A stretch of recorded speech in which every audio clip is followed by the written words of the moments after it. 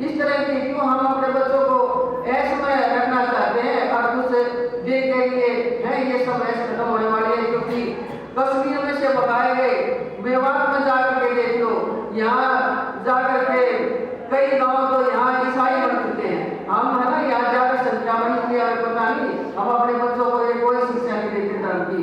तो मैं थोड़ा पांच ये जो विषय बताना चाहती हूँ कि जो वेदों में दिया है कि मनुष्य को क्या करना चाहिए, इस करने के बाद कोई पाखंड करने की कोई जरूरत नहीं। अब उनका रूप बिगाड़ दिया गया। पहला है ब्रह्म यज्ञ, हमें सुबह उठ करके उस भगवान का ध्यान करना चाहिए जिसने एक साथ संसार बनाया है, जिसने हमारे लिए एक एक चीज ऐसी सुविधा के लिए दी है कि जिसका कोई मूल्य नहीं है।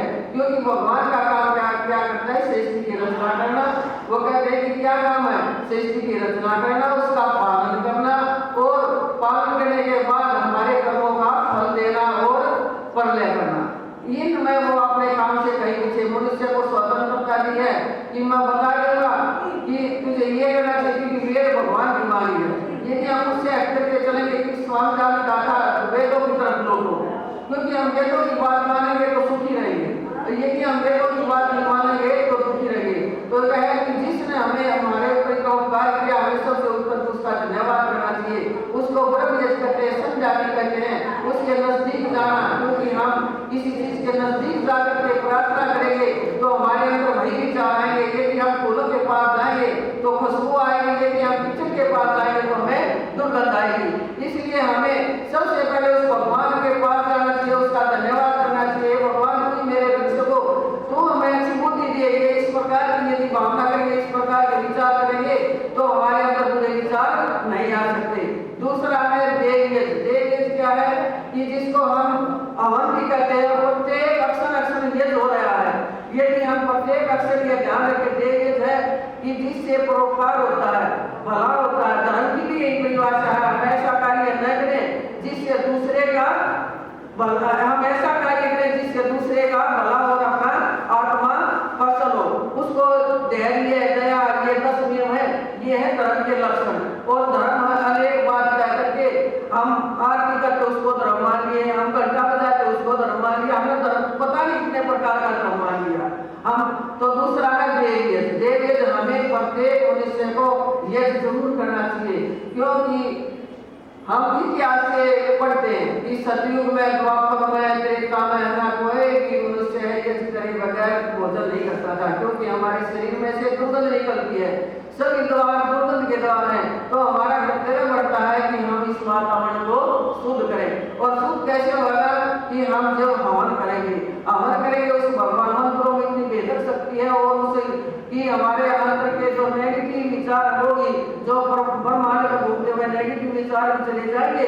और दूसरा क्या है, वातावरण भी शुद्ध होगा। और इससे क्या होगा, अकाम बैठ करके हवन करेंगे, संगीकरण भी होगा और दान भी होगा सबसे बड़ा। क्योंकि दान क्या है, हम घी डालेंगे तो पता नहीं कितने मनुष्यों के वो वायु है वो निरोध करेगी, वो उसको हम कहते हैं देव। और तीसरा है पितृ यज्ञ। यदि इसका है ना छोटा रूप बना दिया तब बात लगाना, अग्नि की घाटी का तो होता नहीं, घी घाटी वाला लगाना, और फिर घी घाटी वाला लगा वो भी छोड़ दिया। तो क्या है कि उनका लाइट द्वारा है वो मोह हिसाब है, लेकिन ये यज्ञ के ही रूप थे।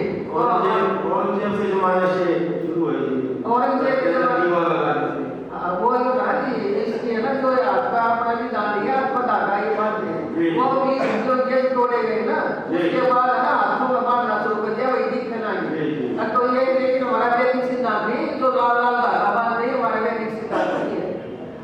और एक और बता देती हूँ है जो हम भी डालते थे, ये जो गोला डालते हैं उसको काट कर डालते हैं, ये भी हमारा वैदिक विधान नहीं है। क्योंकि क्या करते हैं, गोला काट के उसका चुप्पू पे किनारे काट दी और फिर उसके अंदर हम ये कहते हैं कि जिस प्रकार ये है ना हमारे ऋषि मुनियों को जो राक्षस थे ना वो अपवित्र कर देते थे ये को। और तो उन्होंने क्या किया, अगर भाई इन पता ना चलेगा गोले को मांस बनने लगे वो उसकी नाक काट के और वो फेंकने लगे। तो गोले का कोई भी दान नहीं है। हमारे जो हवन करते हैं कि हम भी पहले करके पता चले पीछा हमने वो छोड़ दिया, वो काट के गोला डाल दिया, लेकिन है ना उसके अंदर भर के गोले का कोई भी दान नहीं है, नहीं ये आग के बाद कोई भी दान है। क्योंकि जो यज्ञ था, जो मुझे विद्वानों ने बताया वही बता रही हूँ मैं। और जो ये तोड़ने लगे, ये जो भी तोड़ने लगे तो लोगों ने ना अपने हाथ का बांधना शुरू कर दिया दिखना का। लेकिन ये विधान नहीं है जो भैया बांधते नाम का। अच्छा दूसरा कौन सा बताई तुम्हें, यह था देव यज्ञ। और देव यज्ञ करने से क्या था कि इससे वातावरण सुगंधित होती है, भगवान का ध्यान होता है। और उसके बाद क्या अब बार बार क्या कहते हैं, अगर भी वातावरण ना प्रदूषित होगा होगा क्योंकि हमने यज्ञ करना छोड़ दिया। तीसरा है पितृयज्ञ। पितृयज्ञ है माता पिता बड़े जितने भी आस पड़ोस बने उनकी पितृ यज्ञ के दो भाग हैं, श्राद्ध और तर्पण। हमारा इसको बिगाड़ करके रख दिया। श्राद्ध होगा श्रद्धा से, तर्पण होगा तृप्ति करना। हमने अपने बड़ों की जिस प्रकार बच्चे को माँ है अपने मुंह में से निकाल करके इसको खिलाती, इसी प्रकार हमारे जो बुजुर्ग हैं आज हमारी संस्कृति कहाँ जा रही है, वृद्धाश्रम में भेजे जा रही है। तो लेकिन क्या है कि हम अपने माँ बाप बड़े को इतनी जिस प्रकार बच्चे का पालन करते इसी प्रकार हमें माँ बाप का पालन, माँ बाप की सेवा करनी चाहिए। ये है श्राद्ध और तर्पण। और श्राद्ध बता कर दिया, अभी मर के मारे मरे पीछे और उनका श्राद्ध निकालो। अरे यूं नहीं पता वो उसी योनि में गए हैं, यहाँ चीज रखी है वो मुंह में नहीं जा सकती। अब भाई उठा कर आप करो, हम दूसरी वो जानिए वहाँ और इससे और भी ज्यादा सुनी बन दो।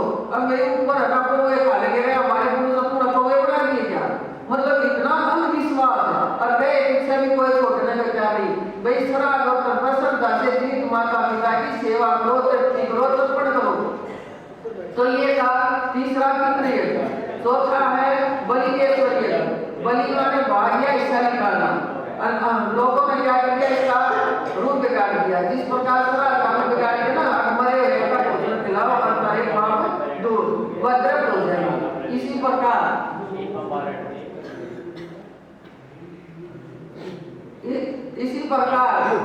जो है चौथा ये था बलिकेश्वर यज्ञ। बलि माने बाह्य हिस्सा निकालना। अब लोगों ने बलि देना शुरू कर दिया। स्वार्थी अगर शराब पीने का शराब की बलि चढ़ा दो, मांस खाना तो मांस की बलि चढ़ा दो। बलि उन्हें बलि करना शुरू कर दिया। बलि माने बाह्य हिस्सा, जो हम भोजन खाते हैं, जो हमारे ऊपर निर्भर जीव हैं। कौन से जीव हैं? सबसे पहले गाय है, उसकी रोटी निकालो, कुत्ता है, चिड़िया है, और भी जो कोई है अपने हिस्से में से कुछ बाहर निकाल के, हमारे बड़ों को पता था वो खाना खाने से पहले टूट तोड़ के वो थाल में रख दिया करते। अब भाई हम खावा है उससे पहले हम वो हिस्सा निकाल देते। माँ की जब भोजन बना करती तो चूल्हे में डाल दिया करती। अब तो क्या था, अब हमें केले नहीं खाओ, अपना हिस्सा हम सबको बांट करके खाएं। ये था बलिकेश्वर यज्ञ।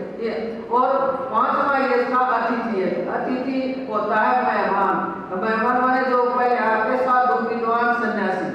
अब जो अपने मेहमानों का तो पता हुआ है वो है प्रचार करते हुए घूमना करते, क्योंकि गृहस्थी को इतना टाइम नहीं था वो वेद पढ़े, वो आकर के हमें शिक्षा दिया करते।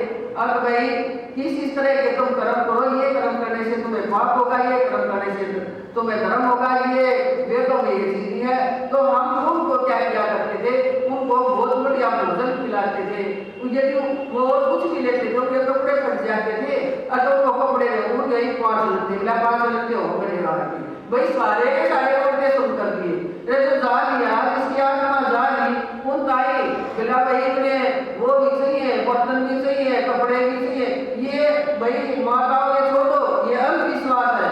जो चीज जा रही उसका कोई भी वो नहीं है, उन लोगों के कर्म उसके साथ रहे हैं। और तो क्या था, उनको विद्वानों को हम कपड़े दे दिया करते, भोजन दे दिया करते, और उनकी जिसा भी हमारी श्रद्धा करती उनको वो चीज दे दिया कि ये है अतिथि है।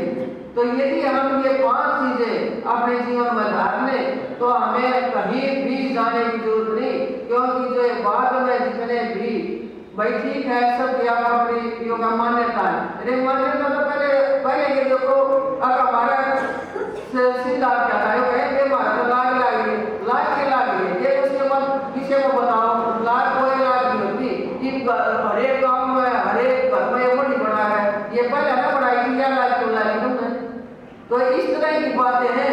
यदि ये इस तरह की बातें हम अपने जीवन में डालेंगे तो स्वामी दयानंद के जो उनकी 30 थी जो वेदना थी कुछ अपना थोड़ा बहुत एक दिल में हिस्सा है उसका हम बांग्लादेश कहें, नहीं तो हम यहाँ बैठेंगे गावेंगे और चले जाओगे, इससे है ना संविधान में नहीं कभी भी नहीं। क्योंकि कुछ ऐसे काम करो जिससे कि समाज का कुछ बदलाव हो।